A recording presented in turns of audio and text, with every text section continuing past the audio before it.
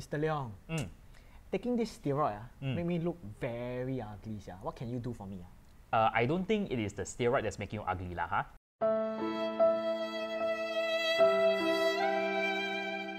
Then can you tell me what is making me ugly? Okay, moving on. Okay. So we're going to see how we can get rid of the steroids that's present in Mr. Yap's body, right? Okay. So we're going to use, just now we use our HCN so that we can convert our carbonyl into a cyanohydrin, right? Now we're going to see what happens to the cyanohydrin, and we're going to see the reactions that can happen. So Mr. Yap, can you run us through this? Right, so if you look at the cyanohydrin, the nitrile group, the CN group, can be further converted into 3 different functional groups. Right. All right, so if I were to use a strong reducing agent like lithium aluminum hydride, it will reduce the CN into a CH2NH2, which is what we call a primary amine. All right, so the CN is a triple bond. You break all the pi bonds, you just add in hydrogens, because reduction is about adding in hydrogen atoms. Okay, now if you look at 9.7 and 9.8, right, these are what we call hydrolysis reactions, whereby we will convert the cyanide group into a carboxylic acid functional group. Okay, so if you do the hydrolysis acid reaction in the presence of a strong acid like sulfuric acid, this is what we call acidic hydrolysis. So the CN will become COOH. If you do the hydrolysis in the presence of a strong base like NaOH, this is what we call basic hydrolysis. Just take note that the COOH will be further converted into a carboxylate salt. Okay? Now, this reaction itself, it will increase the carbon chain by 1, right? Yep. So that's why sometimes we call this a Step-up reaction. step-up reaction. So there are 2 ways of actually generating my CN minus. What are the 2 functional groups that you can normally use? Mr. Right, so we could either add the CN, or rather we could replace the halogen in the halogenoalkane with the CN. So this is one way you can do it. Yep. The second way is we could add HCN across the carbonyl functional group. That's right. That's the one that we just learned, right? Yep. Okay. Now, these 2 reactions, while they both add in CN minus, there are 3 small differences between them. Mr. Yap, can you run me through the first one? The first one is the difference is in terms of their reagents and condition. So if you talk about the one for halogenoalkane, the solvent is alcoholic, and also you have to do it under heat. Right. And how about the carbonyl? Right, the carbonyl one we use HCN right, in a cold temperature. So that's the difference. Yeah. So that's the first difference. Now the second difference, as pointed out by Mr. Yap, is that the reaction with halogenoalkane is replacing the X with the CN.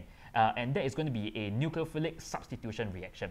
On the other hand, for a carbonyl group, you are actually breaking the pi bond and adding 2 things across the double bond, and that is why we call it a nucleophilic addition reaction. How about the last difference? Right, the last difference is if you guys were to look at the structures of the product form, right, the one form after the replacement of a halogen, right, you will see that there's only one CN group inside.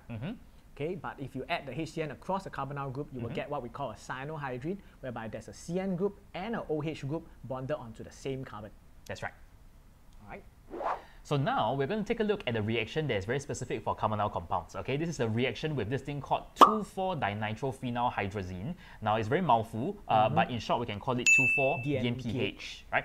Now one of the things that's important for you is to learn to draw the structure of this reagent. So we'll use the name to help me to come up with the structure. Right. So first things first, we will start out with hydrazine. Mr. Yap, what's the chemical formula? N2H4. Right. So I'll draw the structure of N2H4.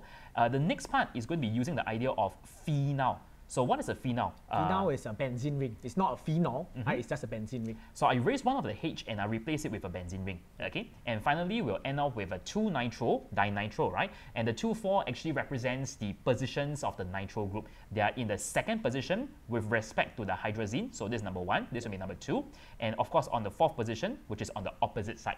So this is what we call the 2,4-DNPH. Now, what's so special about this reaction itself is that whenever they react with a carbonyl compound, when you get the product, which is known as a hydrazone, the observation is that you get either a yellow or a orange precipitate. Now, because of that, right, we usually use this reaction as a distinguishing test for carbonyl compounds. Right, so to learn how to draw the structure of the hydrazone, it's important for you to notice the pattern of this reaction. So when you mix the carbonyl group with the 2,4-DNPH, right, you pay attention to the O of the carbonyl, right, it will, together with the 2 hydrogens of the nitrogen, right, be eliminated out as a water molecule. Okay, now the remaining things, you just join them together, so there will be a CN double bond. Right, so this is what we call the hydrazone. It's an orange precipitate. Okay, and once again, this is called a condensation reaction because it involves joining 2 molecules together to form a bigger molecule with the expulsion of a small molecule like water.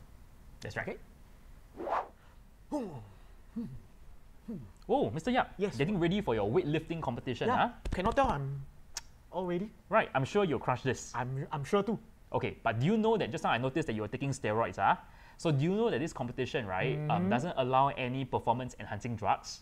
Yeah, but they won't know lah that I take it. Okay, then come here. I got a bottle over here. I want you to do a urine test. Okay, I want to see whether you have any steroids inside you or not. Okay. Go and do it now.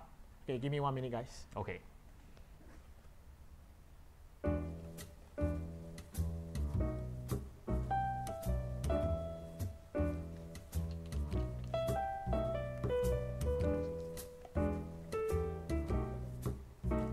Whoa. Don't spill, Mr. Yap. Few moments later. Wow. Whew. Shook, man. Come on, wait. Okay, Mr. Yap, relax, please. Okay. Let's do the urine test now. Okay. So what we're going to see is to see whether if there's any steroids inside here, which means that we're going to test for carbonyl compound. So, Mr. Yap, can you share with me what is the test that we learned just now to help me to ascertain that? We can use the 2,4-DNPH test. Sure. Okay. In my bag, I have some 2,4-DNPH. I have it here. Oh, you have 2,4-DNPH lying around all the time? Yeah, of course. Yes, I'm always ready to test for urines. So from here, I'll pour a bit. What do you expect to see? Oh, wow. What do you expect to see? It's going to turn orange, And indeed, it is turning orange. Oh my gosh. So what's that mean, Mr. Yap? Oh no. Now what does it mean? That means that my urine got carbonyl compound, which means got steroid lah. So you can't GG. You can't take part in the competition anymore. I cannot. Do I have to show winner?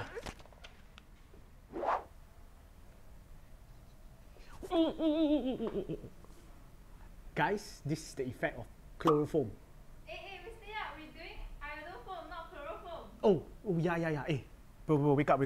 Huh? What happened? We are doing iodoform, not chloroform. Okay. So we continue? Yeah, continue. Okay, so we'll look at reaction 9.5, right? Okay. The iodoform reaction. Yep. What is happening over here is something very similar to your alcohols. So iodoform reaction can only happen for alcohols that have this very specific structure. Yep. So we'll take a look at the carbon that is attached to the alcohol. This must specifically be attached to a methyl group as well as a hydrogen. Yep. Now what happens over here is that we are cleaving the CC bond so that this CH3 can now turn into CHI3, not Cl, right? Yep. It's called iodoform, not chloroform. Yep. What's so special about iodoform? Iodoform will be produced as a yellow precipitate, so this is a very important observation. That's right. So you can also think of it as a distinguishing test for this particular structure itself, right? Now, turns out for ketones or carbonyl compounds, we can also use the same similar reaction. So except that having an alcohol, now we are going to have a carbonyl compound attached to a CH3. So the mechanism is exactly the same. We're going to cut off the CC bond so that this CH3 can turn into the iodoform. What happens to the remaining part, Mr. Yap? Right, so if you, after cutting away the CH3, you realize that the remaining group looks something like an aldehyde. Right. So this aldehyde can be further oxidized to the carboxylic acid by the iodine, which acts as an oxidizing agent. But take note that this is in the basic medium, so the carboxylic acid will be produced as a carboxylate salt. That's right. Now, this reaction itself, very specifically, you'll notice that we actually chop off the CC bond and you're going to get a CHI3. So if I talk about the number of carbon from the reactant to products, there is actually a decrease by 1 carbon. So this is what we call a step down. My God! Step down reaction, guys. It's a step down reaction, okay? And with that, I think we are done with the lesson. So Mr. Leong, let's pop the magic pill. The steroid pill. The steroid pill, okay. On 3, 1, 2, 3. Hi, Miss Yap. Hi, Miss Leong. To summarize, we have gone through the nucleophilic addition mechanism And the reaction of nitriles and the 2,4-DNPH, and the last one is iodoform test. See you in class.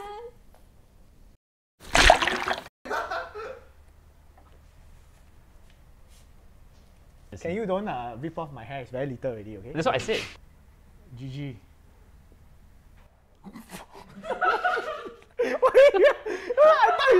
Wait, I cannot. I thought it's meant to be a blooper scene. Why do you No, I thought so. There's nothing inside, right? Nothing. But how does it taste like?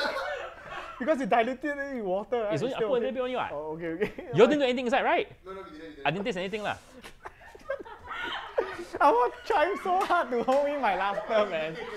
It's actually quite nice. Oh my It's actually quite nice, legit. No, you should tell that to the camera. Oh, it's actually quite nice, legit. The urine tastes sweet, right?